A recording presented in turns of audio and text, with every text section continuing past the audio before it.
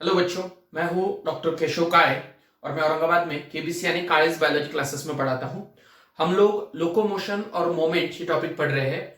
Last lecture तक हमने muscle का स्ट्रक्चर और एक्टिन और मायोसिन का स्ट्रक्चर कंप्लीट कर लिया था।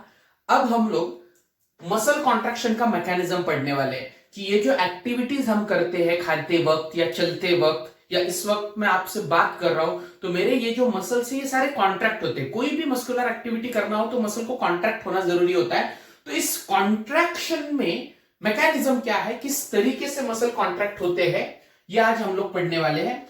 बहुत सारे थ्योरीज आए जिन्होंने एक्सप्लेन करने की कोशिश की कि कॉन्ट्रैक्शन किस तरीके से होता है। ये सारे थ्योरीज में से जो मोस्ट वाइडली एक्सेप्टेड थ्योरी है, जो सबसे ज्यादा एक्सेप्ट किया है, उस थ्योरी का नाम है स्लाइडिंग फिलामेंट थ्योरी।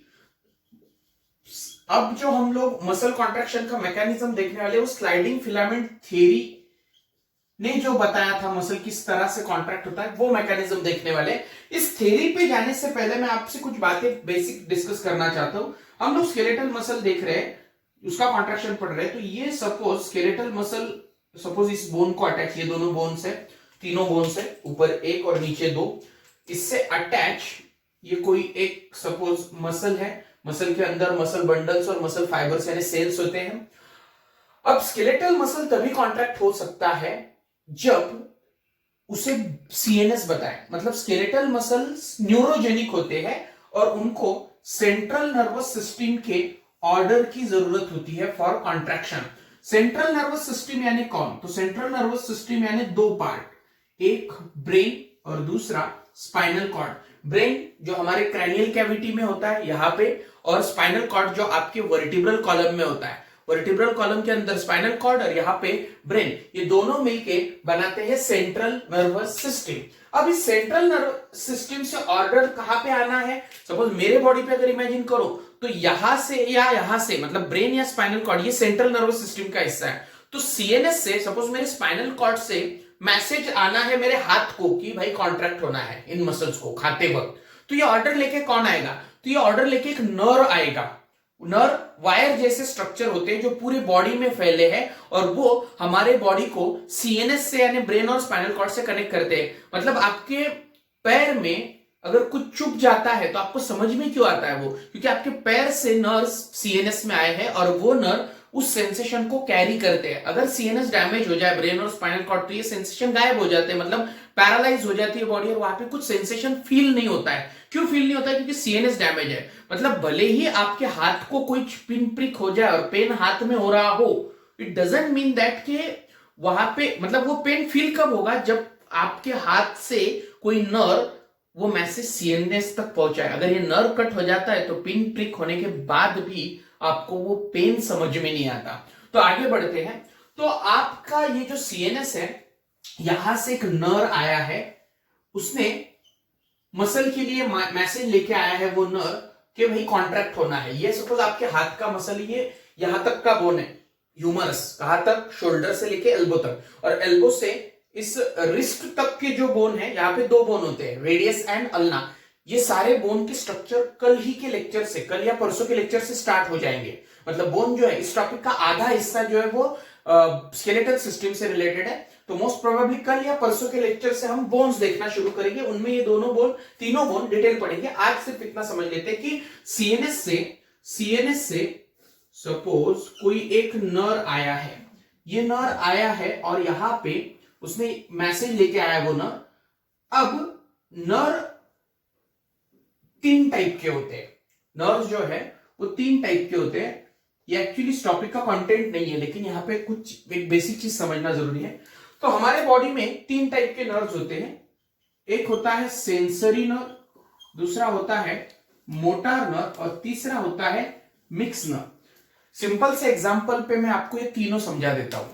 देखो, मेरे हाथ में किसी ने कोई पिन प्रिक कर दी, तो ये पिन प्रिकिंग का जो सेंसेशन है ये मुझे महसूस कब होगा? जब मेरे हाथ से कोई नर्व ये पिन प्रिकिंग का मैसेज ब्रेन या स्पाइनल कॉर्ड तक पहुंचा दे, मतलब सीएनएस तक पहुंचा दे।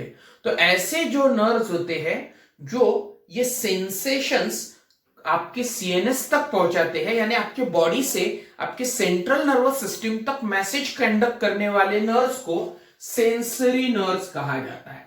जैसे कि आपने कुछ खाया तो आपके टंग पे जो टेस्ट फील हो रहा है उसका सेंसेशन आपके ब्रेन तक जब तक नहीं जाता तब तक ये टेस्ट फील नहीं होता। वैसे ही आपके नाक में कुछ केमिकल चला जाए, उस केमिकल्स के सेंसेशन जब तक आपके सीएनएस तक ना चले जाए, आपके ब्रेन में ना चले जाए, तब तक आपको उस स्मेल का सेंस नहीं आता। तो जो भी नर्व आपके बॉडी के अलग अलग हिस्सों से सीएनएस तक मैसेज कंडक्ट करते हैं उनको सेंसरी नर्व कहा जाता है। हमारा एग्जांपल है पिन प्रिकिंग का। मेरे हाथ में किसी ने पिन प्रिक कर दी और वो मैसेज मेरे ब्रेन या स्पाइनल कॉर्ड तक कंडक्ट किया गया और मुझे फील हुआ कि पिन प्रिक हो रहा है। अब पिन प्रिक हो रहा है तो ये तो कोई मजे की बात नहीं है कि और ज्यादा तो करेगा नहीं कोई भी। उसकी टेंडेंसी क्या होगी कि हाथ को साइड से ले लो, साइड में ले लो, जल्दी से उस पिन प्रिकिंग के सोर्स से हाथ को अलग ले लो, हटा दो। कब होगा ये पॉसिबल? जब आपके हाथों के मसल कॉन्ट्रैक्ट हो गए और हाथ को वहां से खींच लेंगे साइड में। अब मसल तभी कॉन्ट्रैक्ट होते हैं जब उसको कौन बताएगा? सीएनएस बताएगा। तो आपके ब्रेन में मैसेज गया है कि भाई यहां पे पेन हो रहा है, पिन प्रिक हो रही है, तो आपका ब्रेन या स्पाइनल कॉर्ड यानी सीएनएस ऑर्डर जनरेट करेगा, हाथ को वहां से हटा दो। और ये ऑर्डर आपके सीएनएस से बॉडी तक, बॉडी के पार्ट तक, मतलब आपके हाथों के मसल तक कंडक्ट करने वाले, कैरी करने वाले जो नर्व होते हैं उन्हें मोटार नर्व कहा जाता है। मतलब जो नर्व आपके बॉडी से मैसेज या सिग्नल सेंट्रल नर्वस सिस्टम तक कंडक्ट करते हैं उन्हें सेंसरी नर्व कहा जाता है। जो आपके सेंट्रल नर्वस सिस्टम से बॉडी तक मैसेज कंडक्ट करते हैं उन्हें मोटार नर्व कहा जाता है, मोटार नर्व। और तीसरा, जो नर्व्स दोनों काम करते हैं, मतलब सेंसरी भी और मोटार भी, ऐसे भी कुछ नर्व्स होते हैं। इस पर ये टॉपिक ही है एक अलग। तो न्यूरल कोऑर्डिनेशन में जो एक नर्वस सिस्टम पे बेस्ड टॉपिक है, उस वक्त हम ये सब कुछ डिटेल पढ़ेंगे, नर्व्स के टाइप, ब्रेन, स्पाइनल कॉर्ड, सारी चीजें। आज सिर्फ ये तीनों नाम समझ लो। तो जो बॉडी से सीएनएस तक मैसेज कंडक्ट करते हैं वो सेंसरी, जो सीएनएस से बॉडी तक मैसेज कंडक्ट करते हैं वो मोटार, और जो नर्व्स दोनों काम करते हैं उन्हें कहा जाता है मिक्स नर्व। तो अब बात है मसल के कॉन्ट्रैक्शन की। तो मसल को कॉन्ट्रैक्ट होने के लिए कौन बता रहा है? आपका सीएनएस। और मैसेज ये कौन लेके आ रहा है? ये नर्व। तो सीएनएस से मैसेज लेकर आने वाली नर्व को क्या कहते हैं? Motor nerve. तो ऑब्वियसली ये नर्व कौन सा हुआ? Motor nerve, motor nerve. आगे बढ़ते हैं। A motor nerve along with all the muscle fiber supplied by it is called as motor unit. ऐसी लाइन है एनसीईआरटी की। A motor nerve along with all the muscle fiber supplied by it is called as motor unit. मतलब ये motor nerve और इससे message इस muscle के अंदर जितने भी मसल के फाइबर है यानी मसल के सेल्स होंगे। अब मसल बनेगा मसल सेल से, मसल के अंदर मसल बंडल, मसल बंडल के अंदर मसल सेल। तो a motor nerve along with all the muscle fiber supplied by it is called as motor unit. Definition याद रखना। तो इस मसल के अंदर जितने भी मसल के सेल या फाइबर्स है वो सारे, जिसको ये नर्व सप्लाई कर रहा है, जिन सबको ये नर्व मैसेज सेंड कर रहा है, उस मोटार यूनिट कहते हैं। क्या कहा मैंने कि motor nerve along with all the muscle fiber supplied by it, मतलब जितने भी मसल फाइबर को ये मैसेज देगा, ये सारे मसल फाइबर या सेल्स जो है इन सब का मिलके, नर्व और मसल फाइबर या मसल सेल्स का मिलके मोटार यूनिट बनता है। आगे नर्व का और मसल का ये जो जंक्शन है, हे जे जंक्शन आहे जिथं नर्व आणि मसल एकमेकांच्या कॉन्टॅक्ट मध्ये येणार आहेत किंवा जिथून मेसेज सेंड होणार है, इसे कहते हैं nerve muscle junction. Nerve muscle junction. और इसका दूसरा नाम है, मैं यहां पे ड्रॉ नहीं कर रहा हूं, मैं सिर्फ बता रहा हूं कि the junction between nerve and muscle, nerve और मसल के बीच में जो जंक्शन है उसे नर्व मसल जंक्शन, या दूसरा नाम है उसका मोटार एंड प्लेट कहते हैं, मोटार एंड प्लेट कहते हैं। अब यहां पे तो सीधा वो डायरेक्ट मसल तक नहीं गया हुआ है, मसल के फाइबर में नहीं गया हुआ है। ओके, वो मसल फाइबर में तो नहीं गया हुआ है, इस आगे वाले वहां पे कुछ गैप है, उस गैप को कहते हैं सिनैप्स। उस गैप को क्या कहते हैं? सिनैप्स। सिनैप्स जो है वो नर्व और नर्व के बीच में हो सकता है या नर्व और मसल के बीच में हो सकता है। मतलब the gap between nerve and muscle और nerve and nerve is called as synapse. Now इसमें अब इस गैप को जब तक भरेंगे नहीं, जब तक इस गैप को फील नहीं करेंगे, तब तक मैसेज आगे नहीं जाएगा। तो इस गैप को कैसे फील किया जाता है? तो नर्व से एक लिक्विड निकलता है, एक केमिकल निकलता है, जो यहां पे किससे निकल रहा है? नर्व से निकल रहा है, और वो लिक्विड इस गैप को भर देता है। उस लिक्विड को कहा जाता है न्यूरो ट्रांसमीटर, उसे कहते हैं न्यूरो ट्रांसमीटर। ऐसे बहुत सारे न्यूरो ट्रांसमीटर होते हैं, वहां उसमें से आपको एसिटिल कोलिन याद रखना है। बाकी न्यूरो ट्रांसमीटर पे मैं बात करूंगा इस नर्वस सिस्टम के टॉपिक पे। तो क्या कहा मैंने कहा कि भाई ये उस बंदे का ब्रेन है जिसका मसल कॉन्ट्रैक्ट होने वाला है, और ये उसका स्पाइनल कॉर्ड है, यानी ये पूरा सीएनएस है। सीएनएस से ऑर्डर लेके आने वाला न्यूरॉन कौन सा है? मोटार न्यूरॉन है। ये न्यूरॉन और इसने सप्लाई किए हुए सारे मसल के फाइबर्स, यानी क्या बन गया? मोटार यूनिट बन गया। A neuron along with all the muscle fibre supplied by it is called as motor unit. अब ये जो जंक्शन है between the nerve and muscle is called as NMJ, मतलब नर्व मसल जंक्शन या फिर motor end plate. जब तक ये गैप नहीं भरेगा आगे मैसेज जाएगा नहीं। गैप भरने के लिए इस नर्व से लिक्विड निकलता है, और उस लिक्विड को कहते हैं न्यूरोट्रांसमीटर। कई सारे न्यूरोट्रांसमीटर होते हैं, उसमें से आपको नाम याद रखना है एसिटिल कोलिन का आज के लिए, क्योंकि एनसीईआरटी में मेंशन है एसिटिल कोलिन। तो एसिटिल कोलिन मतलब कई सारे न्यूरोट्रांसमीटर अलग अलग जगहों पे रिलीज होते हैं, नॉट हियर ओनली, यहाँ पे अलग अलग नहीं कह रहा हूं मैं, अलग अलग जगहों पे हमारे बॉडी पे बहुत सारे एक्टिविटीज होते हैं। हम जब खुश होते हैं, हम जब डिप्रेस होते हैं, हम जब एक्साइटेड होते हैं, हम जब डरते हैं, ऐसे अलग अलग फीलिंग के लिए, अलग अलग कामों के लिए अलग अलग न्यूरोट्रांसमीटर होते हैं जो नर्व्स रिलीज करते हैं। तो वहां पे इन सारे न्यूरोट्रांसमीटर में से यहाँ पे एसिटिल कोलिन नाम का केमिकल रिलीज हुआ है, न्यूरोट्रांसमीटर रिलीज हुआ है। तो ये एसिटिल कोलिन रिलीज होने के बाद मैसेज जो है वो नर्व से चला गया मसल फाइबर्स पे, मसल फाइबर्स के ऊपर मैसेज चला गया। अब मैं इसमें से एक मसल फाइबर अगर बाहर निकाल लूं, सपोज ये कोई एक मसल फाइबर है, और मसल फाइबर का ये जो प्लाज्मा मेम्ब्रेन होता है उसे हम क्या कहते हैं? सार्कोलेमा। तो मैसेज आगे गया। ये मैसेज जो है वो इलेक्ट्रिक करंट के फॉर्म में होता है, जिसे एक्शन पोटेंशियल कहते हैं। तो ये जो एक्शन पोटेंशियल या इलेक्ट्रिक करंट या ये जो सिग्नल है जो सेंट्रल नर्वस सिस्टम से आया हुआ है, नर्व ने मसल को दिया है, मसल में मसल फाइबर पे ये जो एक्शन पोटेंशियल, ये जो मैसेज है अब स्प्रेड हो रहा है मसल के प्लाज्मा लेमा पे। अब वो ये करंट स्प्रेड हो गया, ये एक्शन पोटेंशियल स्प्रेड हो गया, और इस एक्शन पोटेंशियल का कहना क्या है कि मसल ने कॉन्ट्रैक्ट होना है, मसल को कॉन्ट्रैक्ट होना है, ये उसमें मैसेज छुपा है। इस एक्शन पोटेंशियल के प्लाज्मा लेमा या प्लाज्मा मेम्ब्रेन पर स्प्रेड होते ही वहां पे जो एंडोप्लाज्मिक रेटिकुलम है, जिसे हम सार्कोप्लाज्मिक रेटिकुलम कहते हैं, उसमें क्या स्टोर्ड है? तो इससे पहले के 2-3 लेक्चर्स में मैंने जिक्र किया है बार बार कि उस सार्कोप्लाज्मिक रेटिकुलम में कैल्शियम भरा पड़ा होता है। तो जैसे ही करंट जो है वो इस प्लाज्मा लेमा पे स्प्रेड होता है, इसमें जो कैल्शियम था वो कैल्शियम रिलीज हो जाता है, लीक हो जाता है, उससे बाहर निकल जाता है। अब सेल में, मसल के सेल में या मसल फाइबर में ये जो फाइबर्स दिख रहे हैं, आपको कलर चेंज कर देता हूं, ये जो फाइबर्स आपको दिख रहे हैं ऐसे, इनको कहते हैं मायोफिब्रिल्स या मायोफिलामेंट। और कल के ही लेक्चर में हमने इसके अंदर एक्टिन और मायोसिन का स्ट्रक्चर देखा था। तो अब ये जो कैल्शियम यहां साइटोप्लाज्म में रिलीज हुआ है, ये कैल्शियम मायोफिब्रिल्स के अंदर जाना शुरू कर देता है, इन मायोफिब्रिल्स के अंदर घुस जाता है वो कैल्शियम। अब मायोफिब्रिल के अंदर जाने के बाद क्या होगा, तो मैं एक बार ये रब कर लेता हूं। तो अब मैं मायोफिब्रिल्स के अंदर क्या होता है ये बता रहा हूं। तो इसके लिए मैंने ये मायोफिब्रिल यहां पे मैग्नीफाई करके ड्रॉ किया है। ये मायोफिब्रिल है।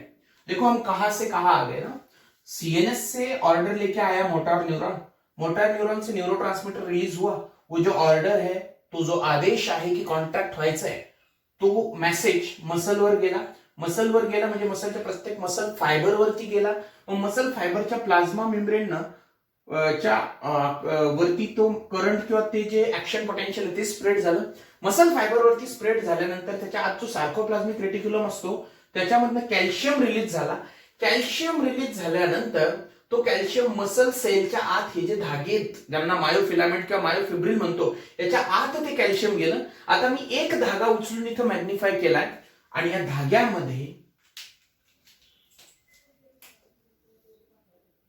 ऍक्टिन ऍक्टिन ऍक्टिन, कालचं लेक्चर वर जे मी ओरडत होतो तिथं स्टोरी आली आता. आणि हा मध्ये कोण? मायोसिन. मायोसिन. इथून पास होणारी लाईन कोणती रे? Z line. इकडं झेड लाईन. पोरांनो याच्या इकडं पण परत ऍक्टिन ऍक्टिन ऍक्टिन ऍक्टिन, मध्ये मायोसिन, ऍक्टिन ऍक्टिन, परत असंच कंटिन्युअसली. म्हणजे इकडे पण हा फायबर काढला मी तर मी तेच काढेल, ऍक्टिन ऍक्टिन ऍक्टिन मध्ये मायोसिन. जर मी याला खाली असं वाढवलं, ओके, तर या मायोसिनच्या खाली कोण असेल? मायोसिन. ऍक्टिनच्या खाली, मायोसिनच्या खाली कोण असेल? मायोसिन. आणि ऍक्टिनच्या खाली कोण असेल? ऍक्टिनच्या खाली असेल ऍक्टिन, ऍक्टिनच्या खाली असेल ऍक्टिन, ऍक्टिनच्या खाली असेल ऍक्टिन, ऍक्टिनच्या खाली असेल ऍक्टिन. म्हणजे हेच खाली आहे, हेच असं समोर आहे. तुम्ही जेवढा फायबर काढाल, आपल्याला फक्त कॉन्ट्रॅक्शनचं मेकॅनिझम समजून घ्यायचंय, म्हणून मी तुम्हाला इथंच ते समजून सांगणार आहे.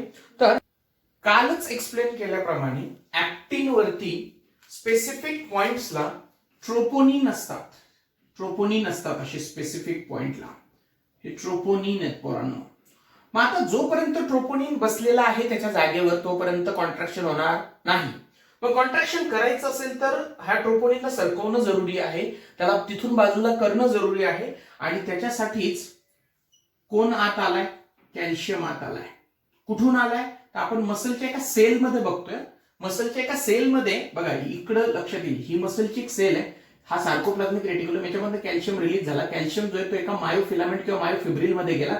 मायोफिब्रिलचंच हे मोठं चित्र आहे, म्हणजे या लाल धाग्याचंच हे मोठं चित्र आहे. हा कॅल्शियम आत गेला म्हणजे इथं आला. याच्यामध्ये इथं आल्यानंतर this calcium binds with the troponin C. या 3 ट्रोपोनिन मधला जो ट्रोपोनिन सी आहे त्याच्यासोबत हा कॅल्शियम बाइंड होतो. हा बाइंड होतो आणि बाइंड झाला की त्याला इथून साईडला करतो.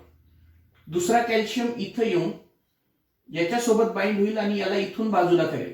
हे बाजूला झालेत. मग आता आपण कालच मायोसिनचं स्ट्रक्चर बघत असताना क्रॉस आर्म मेन्शन केलं होतं मी तिथं, की मायोसिन वरती अशा हेड आणि शॉर्ट आर्म प्रोजेक्टेड असतात, त्याला क्रॉस आर्म म्हणतात पॉलिमराइज मायोसिन मध्ये. त्या मायोसिनच्या आर्म आहेत. आता मायोसिनला वरती जिथं बाइंड व्हायचंय त्या जागा तर अनकवर्ड आहेत, त्या जागा तर ओपन आहेत. कारण तिथं काय झालेलं आहे? कारण तिथं कैल्शियमनं ट्रोपोनिनला साइडला केलेला है। अब इस मायोसिन को यहां पे बाइंड होना पॉसिबल है, लेकिन वो तुरंत बाइंड नहीं हो सकता, क्योंकि बाइंड होकर मसल कॉन्ट्रैक्ट करने के लिए चाहिए एनर्जी, और एनर्जी होती है एटीपी के फॉर्म में। तो इस पे पहले एटीपीज बाइंड होंगे। इस मायोसिन के हेड पर कौन बाइंड हो रहा है? एटीपी। एटीपी बाइंड होने के बाद कल ही मैंने कहा था कि मायोसिन के हेड में एटीपीएज एंजाइम की एक्टिविटी होती है, और वो मायोसिन का हेड उस एटीपी को तोड़ के उसमें से एनर्जी खींच लेता है, निकाल लेता है। वो केमिकल एनर्जी जो है, जो कि एटीपी में है, उस एटीपी को ब्रेक किया जाता है और उसमें से एनर्जी निकाल ली जाती है। तो यहां पे एटीपी यानी क्या? 3 फॉस्फोरस अटैच होते हैं यहां पे एडेनोसिन को। तो ये 3 फॉस्फोरस है, तो इसको ये एक फॉस्फोरस ब्रेक कर दिया गया, एक फॉस्फोरस अलग हो गया, इनऑर्गेनिक फॉस्फेट अलग हो गया, और अब एटीपी ट्राइफॉस्फेट से बचा क्या? मतलब एडिनोसिन ट्राइफॉस्फेट से बचा डाइफॉस्फेट। डाई यानी 2 फॉस्फोरस है वहां पे। तो ये ट्राइफॉस्फेट में से एटीपी को तोड़ दिया जाता है, और एटीपी टूटने के बाद उससे बनता है एडीपी और आईपी। आईपी यानी इनऑर्गेनिक फॉस्फेट। ये राइटिंग समझ में नहीं आ रही तो प्रोनाउंसिएशन में क्या कह रहा है उसकी तरफ ध्यान दो, क्योंकि ये सारी चीजें वैसे भी मैं नोट्स में देता ही हूं, आपको सिर्फ यहाँ पे कॉन्सेप्ट समझना है। तो एटीपी टूट गया और एटीपी से बन गया क्या? एटीपी जो ट्राइफॉस्फेट है, एडिनोसिन ट्राइफॉस्फेट, उसमें से एक फॉस्फोरस अलग कर दिया गया और बचा कौन? एडीपी। मतलब एडीपी और आईपी। अब एटीपी से एडीपी और आईपी बन गए, ये यहाँ पे है, और उसमें की जो एनर्जी थी, उस ब्रेकिंग की वजह से, बॉन्ड ब्रेक होने की वजह से जो एनर्जी रिलीज हुई, वो एनर्जी अब हेड के अंदर आती है। और हेड के अंदर एनर्जी आते ही बच्चों देखो अब यहां पे क्या होता है, हेड के अंदर एनर्जी आते ही this head binds with the actin, this head binds with the actin. ये एक्टिन से बाइंड हो जाते हैं। तो binding between actin and myosin, actin and myosin is called as formation of cross bridge. ये जो फॉर्म हुआ है यहाँ पे, इसे क्रॉस ब्रिज फॉर्मेशन कहा जाता है। This is the cross bridge. अब इसकी एनर्जी का यूज करके ये जो हेड है ये एक्टिन को इधर खींचेगा, एक्टिन को इधर खींचेगा, और ये जो हेड है ये एक्टिन को और इधर खींचेगा। मतलब दोनों एक्टिन जो है वो एक दूसरे की तरफ आएंगे, दोनों एक्टिन जो है वो एक दूसरे की तरफ आएंगे। इस हेड ने एक्टिन को इधर खींच लिया, इस हेड ने एक्टिन को इधर खींच लिया। तो मैं थोड़ा सा ऐसा इसे सामने ड्रॉ कर रहा हूं। तो एक्टिन जो है वो इधर आ गया, एक्टिन जो है इधर आ गया। और किसने खींचा? इस हेड ने खींचा। किसने खींचा? ये एक्टिन सामने की तरफ आया। किसने खींचा? हेड ने खींचा। ओके, अब हेड ने इसको इधर खींचा, इसको इधर खींचा, मतलब ये एक्टिन सामने की तरफ खींचा गया, ये एक्टिन सामने की तरफ खींचा गया। एक्टिन एक दूसरे के नजदीक आए मतलब जेड लाइन भी एक दूसरे के नजदीक आएंगे। ऐसा पूरे मसल फाइबर में, ये सॉरी पूरे मायोफिलामेंट में, पूरे मायोफिलामेंट या मायोफिब्रिल में सारे एक्टिन एक दूसरे के नजदीक, मतलब यहाँ पे एक्टिन एक दूसरे के नजदीक, यहाँ पे एक्टिन एक दूसरे के नजदीक, यहाँ पे एक्टिन एक दूसरे के नजदीक आ गए। तो ओवरऑल जो लेंथ है वो धीरे धीरे धीरे क्या होगा? कम हो गया। लेंथ जो है किसका? मायोफिलामेंट का। सारे मायोफिलामेंट कॉन्ट्रैक्ट हो गए तो मसल फाइबर यानी मसल सेल, सारे ही मायोफिलामेंट कॉन्ट्रैक्ट हो गए तो मसल फाइबर का भी लेंथ क्या होगा? कम होगा। और मसल फाइबर का लेंथ कम हुआ तो मतलब ऐसे एक एक मसल फाइबर कॉन्ट्रैक्ट हो गए तो मसल का भी लेंथ कम होगा, यानी मसल कॉन्ट्रैक्ट हो गए, मसल कॉन्ट्रैक्ट हो गए। बात करते हैं थ्योरी का नाम स्लाइडिंग फिलामेंट थ्योरी क्यों है? क्योंकि इसपे एक्टिन जो है, सपोज होतंय काय तिथे, हा जो मायोसिन आहे, मी काय बोललो, हा मायोसिन आहे, हे मायोसिनचं हेड आहे, हे मायोसिनचं हेड आहे, आणि याच्यावरती इथे कोण आहे? एक्टिन आहे, एक्टिन आहे। एनर्जी आल्यानंतर हे जे हेड आहे मुलांनो, हे हेड या एक्टिन सोबत जॉईन होऊन जात आहे, एक्टिन सोबत जॉईन होऊन जाते। कसं? ते एटीपी ला ब्रेक करून एडीपी आणि आयपी, आणि हे हेड याला इकडे ओढते, हे हेड या ब्लॅक लाईनला इकडे ओढते, म्हणजे ही ब्लॅक लाईन पुढे सरकेल आणि ही ब्लॅक लाईन पण पुढे सरकेल।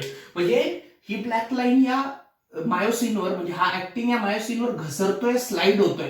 That's why this is called as sliding filament theory, where thin filaments जो होते हैं they slide over the thick filament. Thin filament जो है वो थिक फिलामेंट पे स्लाइड होते हैं, और उस वजह से जो एक्टिन अब यहां पे है वो एक्टिन आगे चला जाता है, जो एक्टिन अब यहां पे वो एक्टिन आगे चला जाता है और एक दूसरे के नजदीक आते हैं एक्टिन, और this is the muscle contraction. अब होगा क्या? तो ये कॉन्सेप्ट हम आगे देखते हैं एक स्लाइड देखने के बाद। So this is the nerve, ही नर्व है, and this is the muscle. तो यहां से ये जो मैसेज है, जो एक्शन पोटेंशियल है, वो मसल पे अब स्प्रेड हो रहा है। अब देखते हैं कि मसल कॉन्ट्रैक्ट कैसे होगा। तो यहाँ पे दीज आर द एक्टिन्स, और ये उसके नीचे मायोसिन है, ये ब्लूइश कलर वाला एक्टिन है, और ये यहाँ पे मायोसिन है। तो ये मायोसिन जो है, ये सॉरी, ये जो एक्टिन है, दिस एक्टिन मायोसिन पे ऐसे स्लाइड होते हैं जैसे दिख रहे हैं। अब ये स्लाइड हो रहे हैं, इसलिए इस थ्योरी को स्लाइडिंग फिलामेंट थ्योरी कहा जाता है। देखिए, स्लाइडिंग फिलामेंट थ्योरी, और इस तरह से पूरा मसल कॉन्ट्रैक्ट होता है। तो अगले 2 मिनट में आप जो देखने वाले हो उसमें सब कुछ आपका क्रिस्टल क्लियर हो जाएगा, जो आप कभी नहीं भूलोगे। सिर्फ 2 मिनट यहाँ पे फुल कॉन्सेंट्रेशन से देखो, मसल कॉन्ट्रैक्शन आप कभी नहीं भूलोगे। इसमें ये मायोसिन है, ये मायोसिन के हेड्स है, और ये एक्टिन है, ये एक्टिन है। अब होता क्या है कि मसल सेल में कैल्शियम जो रिलीज हुआ है वो मायोफिलामेंट के अंदर आके ट्रोपोनिन से बाइंड हो जाता है, ट्रोपोनिन से बाइंड हो जाता है। अब यहाँ पे भले ही ना दिखाया हो, लेकिन ट्रोपोनिन साइड में हट जाता है, ट्रोपोनिन साइड में हट जाता है, यहाँ पे वो दिखाया नहीं है। नीचे अगर देखते हैं हम, तो यहाँ पे एटीपी बाइंड होके वो एडीपी और फॉस्फेट पे ब्रेक किया गया, मायोसिन के हेड एक्टिन से बाइंड हो गए, क्रॉस ब्रिज फॉर्म हो गया, और अब वो उसे खींचेंगे। अब ये जो मायोसिन के हेड है, ये इस एक्टिन को देखिए इधर खींच रहे हैं, तो इसमें एक्टिन जो है वो मायोसिन पे स्लाइड हो रहा है, इसलिए इसे स्लाइडिंग फिलामेंट थ्योरी कहा जाता है। अब इसमें की एनर्जी खत्म हो गई, खत्म होने के बाद ये रिलैक्स स्टेट पे जाके नया एटीपी से बाइंड हो जाता है। एडीपी, पहला एडीपी और इनऑर्गेनिक फॉस्फेट छोड़ दिया, नया एटीपी वहां पे बाइंड हुआ, नया एटीपी बाइंड होने के बाद उसको एडीपी और फॉस्फेट में ब्रेक कर दिया गया, फिर से एनर्जी आई, फिर से एनर्जी आने के बाद वो फिर से नई जगह पे बाइंड होगा, फिर से मायोसिन एक्टिन को और आगे की तरफ खींचेगा। तो ऐसा हो क्या रहा है, इधर का एक्टिन और इधर का एक्टिन, ये दोनों एक्टिन एक दूसरे के नजदीक आ रहे हैं। दोनों एक्टिन जो है एक दूसरे के नजदीक आ रहे हैं। जैसे ये एक्टिन इधर जा रहा है वैसे उधर से भी इधर आएगा, मतलब यहाँ पे ये दोनों एक्टिन जो है वो एक दूसरे के नजदीक आएंगे। ये एक्टिन इधर खींचा जा रहा है, ये एक्टिन इधर खींचा जा रहा है, और इस तरह से मसल जो है वो कॉन्ट्रैक्ट होगा। ये सारी जो साइकिल है कब तक रिपीट होती रहेगी, जब तक ये जो कैल्शियम है, ये कैल्शियम वापस सार्कोप्लाज्मिक रेटिकुलम में न चला जाए, तब तक ये सब कुछ रिपीट होता रहेगा। फिर से एक बार देख लेते हैं कि ये जो एक्टिन है वो एक्टिन्स कैसे मायोसिन पे कॉन्ट्रैक्ट हो रहे हैं, स्लाइड हो रहे हैं। तो यहाँ पे दिस आर दी एक्टिन्स, और ये जो है ये मायोसिन है, कैल्शियम आए और ये स्लाइड हो रहे हैं। जब तक कैल्शियम वापस नहीं होते, मतलब पंप नहीं होते सार्कोप्लाज्मिक रेटिकुलम में, ये चलता ही रहेगा ऐसा। Then so this is the myosin, ये ट्रोपोमायोसिन है। Then this green colour troponin है। तो यहाँ पे देखिए ये कैसे कॉन्ट्रैक्ट हो रहा है। ये मायोसिन की हेड जो है उसे सामने की तरफ पुश करते हैं। कब? जब कैल्शियम आएगा और कैल्शियम ट्रोपोनिन को हटा देगा। मायोसिन हेड बाइंड हो गए। अब मायोसिन हेड बाइंड होने के बाद ये चलता रहेगा। कब तक? जब तक है जान? नहीं, जब तक है कैल्शियम।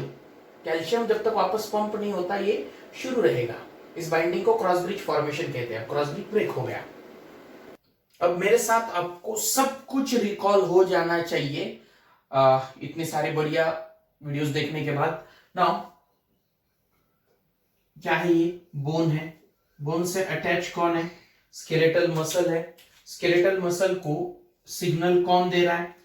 आपका सीएनएस दे रहा है, ब्रेन या स्पाइनल कॉर्ड। कौन सा नर्व लेके आता है? सेंसरी या motor? Motor nerve. Motor nerve यहाँ पे आ गया। और motor nerve along with all the muscle fibre, यानी इस मसल के अंदर जितने मसल फाइबर है, जो मैंने एक्शन पोटेंशियल ट्रांसमिशन का अभी जो दिखाया आपको एनिमेशन, उसमें था कि जो नर्व और उसने सप्लाई किए हुए सारे मसल के सेल्स, इससे मिलके बनता है मोटार यूनिट। क्या बनता है? Motor unit. The junction between nerve and muscle is NMJ, मतलब नर्व मसल जंक्शन या मोटार एंड प्लेट। इस मोटार एंड प्लेट से मैसेज आगे जाने के लिए यहाँ पे क्या होता है? न्यूरोट्रांसमीटर, जैसे कि एसिटिलकोलिन सीक्रेट होता है। अब जैसे न्यूरोट्रांसमीटर सीक्रेट हुआ, इधर का करंट या मैसेज इधर चला गया और हर एक मसल फाइबर के प्लाज्मा मेम्ब्रेन पे, हर मसल फाइबर के प्लाज्मा मेम्ब्रेन पे वो स्प्रेड होगा, जिसको हम सार्कोलेमा कहते हैं। मैंने एक मसल फाइबर साइड में ले लिया, मसल का सेल, ये उसका सार्कोप्लाज्म है, सार्कोलेमा है। इस पर ये करंट स्प्रेड हो रहा है। इस करंट की वजह से होगा क्या? यहाँ पे जो क्या है, एंडोप्लाज्मिक रेटिकुलम, जिसे हम सार्कोप्लाज्मिक रेटिकुलम कहते हैं, उससे रिलीज होंगे कौन? Calcium ion. उससे रिलीज कौन होंगे? Calcium ion. ये कैल्शियम आयन इसी मसल के अंदर, ये जो मायोफिब्रिल है, इसके अंदर चले जाएंगे। मैं एक मायोफिब्रिल को मैग्नीफाई कर रहा हूं, तो उसके अंदर कौन है? Actin, actin, actin, actin. बीच में कौन होता है? जल्दी जल्दी इसलिए बता रहा हूं कि और मुझे बाकी कुछ कॉन्सेप्ट भी आपके क्लियर करने हैं। तो ये जो है, और मैं ऐसा समझ रहा हूं कि आपने ये सारी चीजें आप समझ चुके हैं, इसलिए जल्दी जल्दी बता रहा हूं। जिन लोगों को कुछ भी डाउट हो वो लोग मुझे अपने 7972312550 इस नंबर पर तुरंत डाउट मैसेज कर सकते हैं, या फिर इस वीडियो के कमेंट में भी पोस्ट कर सकते हैं। तो यहाँ पे ये जो एक्टिन है, इस एक्टिन के बीच में से ये कौन सा लाइन गया? Z line, Z line. दो जेड लाइन के बीच में का डिस्टेंस कौन है? सार्कोमेयर है। इधर से बीच में से एम लाइन जाता है। दो एक्टिन के बीच में का ये जो गैप है, इसे एच जोन कहा जाता है। होगा क्या? इस एक्टिन पर ये कौन बैठे हैं? ट्रोपोनिन। अब ये जो कैल्शियम अंदर गया है, मतलब अंदर गया यानी इसके अंदर आया, ये इमेज इस एक मायोफिब्रिल का मैग्निफिकेशन है। ये एक मायोफिब्रिल है, ओके, ये मायोफिब्रिल है। कैल्शियम अंदर आया, उस कैल्शियम ने ट्रोपोनिन को यहां से उठा के साइड में कर दिया, यहां से उठा के साइड में कर दिया। अब मायोसिन का ये जो आर्म है बच्चों, इससे एटीपी बाइंड होता है। एटीपी को ब्रेक कर लेता है ये, क्योंकि इसमें ही एटीपीएज एक्टिविटी है। एटीपी ब्रेक करके कन्वर्ट हो जाएगा एडीपी और इनऑर्गेनिक फॉस्फेट में। और ये मायोसिन का हेड यहां पे बाइंड हो गया, ये मायोसिन का हेड यहां पे बाइंड हो गया। ये इसको इधर खींचेगा, ये इसको इधर खींचेगा। ऐसा खींचने के बाद ये जेड लाइन के साथ एक्टिन जो है वो सामने की तरफ पुल हो जाता है। मतलब ये एक्टिन सामने चला जाएगा, ये एक्टिन सामने चला जाएगा, तो जेड लाइन जो है वो जेड लाइन भी आगे ही आएगा। तो जो जेड लाइन यहां पे था, अब मैं उसे यहां पे ड्रॉ करूंगा, क्योंकि वो भी एक्टिन सामने आने की वजह से एक दूसरे के नजदीक खींचे गए। तो इससे हो क्या रहा है बच्चों, किसका विड्थ कम हो रहा है। तो दो एक्टिन के एंड्स के बीच में के डिस्टेंस को क्या कहते हैं हम, एच जोन। तो एक्टिन अगर एक दूसरे की तरफ खींचे जा रहे हैं तो एच जोन का विड्थ क्या होगा, कम होगा। देन फिर से एक फ्रेश डायग्राम निकाल रहा हूं यहां पे, एक्टिन एक्टिन एक्टिन एक्टिन, ये कौन सा लाइन है, जेड लाइन, जेड लाइन, और बीच में कौन है, मायोसिन। ओके, अब ये सामने की तरफ खींचा जा रहा है, ये सामने की तरफ खींचा जा रहा है। अब ये अगर जेड लाइन भी एक दूसरे की तरफ और एक्टिन भी एक दूसरे की तरफ खींचे गए, तो ये जो गैप है, मतलब मायोसिन के बाद वाला इतना जो पोर्शन है जिसे हम लाइट बैंड या आई बैंड कहते हैं, वो किसकी वजह से, इस एक्टिन की वजह से। यानी यहाँ पे मायोसिन नहीं है, सिर्फ एक्टिन, और इस जोन को हम आई बैंड कहते हैं। अब ये सामने की तरफ खींचा गया, तो जो जेड लाइन यहां पे था वो आगे आएगा, मतलब यहां पे वो आएगा, सपोज आगे खींचने की वजह से। तो जो डिस्टेंस पहले यहां से यहां तक था, वो अब यहां से यहां तक हो गया। मतलब आई बैंड की जो विड्थ है, जो आई बैंड की विड्थ है, वो क्या हो गई, कम हो गई या बढ़ गई, कम हो गई।